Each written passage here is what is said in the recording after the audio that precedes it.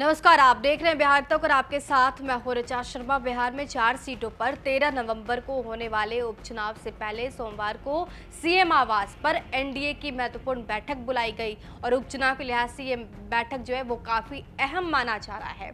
NDA की इस बैठक में विधानसभा चुनाव 2025 को लेकर भी चर्चा हुई और इस बैठक में उपचुनाव को लेकर भी रणनीति पर बातचीत की गई। एनडीए में जमीनी स्तर पर आपसी तालमेल कैसे बेहतर हो, इसको लेकर एनडीए की बैठक में चर्चा हुई और एक अन्य मार्ग सीएम हाउस में 11 बजे से इसकी शुरुआत हुई और एनडीए के लोकसभा सांसद, राज्यसभा सांसद से लेकर विधायक और एमएलसी समेत कई बड़े नेता इस बैठक में मौजूद रहे।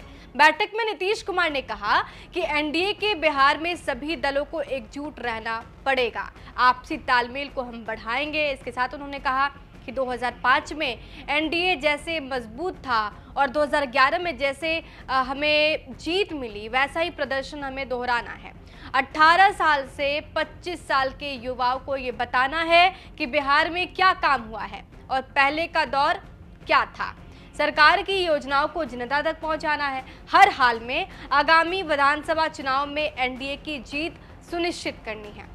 इसके साथ ही नीतीश कुमार ने पीएम मोदी का आभार भी जताया है। प्रधानमंत्री ने बिहार के विकास के लिए पूरा सहयोग दिया है, नीतीश कुमार ने ऐसा कहा। कुल मिलाकर देखा जाए तो इस बैठक में आगे की रणनीति पर चर्चा हुई और आगे क्या प्लानिंग एनडीए की तरफ से बनाई जाएगी, चाहे वो उपचुनाव हो, चाहे वो विधानसभा चुनाव हो, इसकी चर्चा हुई। सबसे महत्वपूर्ण बात यह है कि एक बार फिर से नीतीश कुमार ने इसी बात को दोहराया कि 2005 से लेकर जो काम हुआ है उसी काम को युवाओं के बीच लेकर जाना है। उन्हें बताना है कि ये 15 साल वाला और 15 साल अभी वाला शासन कैसा है। मतलब 15 साल बनाम 15 साल के मुद्दे पर बातचीत की जाए, युवाओं को समझाया जाए, बताया जाए कि नीतीश कुमार का शासनकाल और लालू प्रसाद यादव के शासनकाल में क्या अंतर है।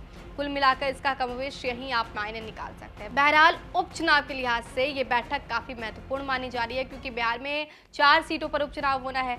4 सीटें कौन कौन सी है? तरारी है, बेलागंज है, रामगढ़ है और इसके साथ इमामगंज। इन 4 सीटों पर विधानसभा उपचुनाव होना है और इन सीटों को लेकर सभी कैंडिडेट तय भी कर दिए गए हैं। एनडीए की तरफ से भी अब कैंडिडेट का जो नाम है वो अब सबके सामने है। रामगढ़ से अशोक सिंह होंगे उम्मीदवार, बेलागंज से मनोरमा देवी जेडीयू की तरफ से उम्मीदवार बनाई गई हैं, इमामगंज से दीपा मांझी हम पार्टी की तरफ से उम्मीदवार हैं और तरारी से विशाल प्रशांत बीजेपी के उम्मीदवार बनाए गए हैं।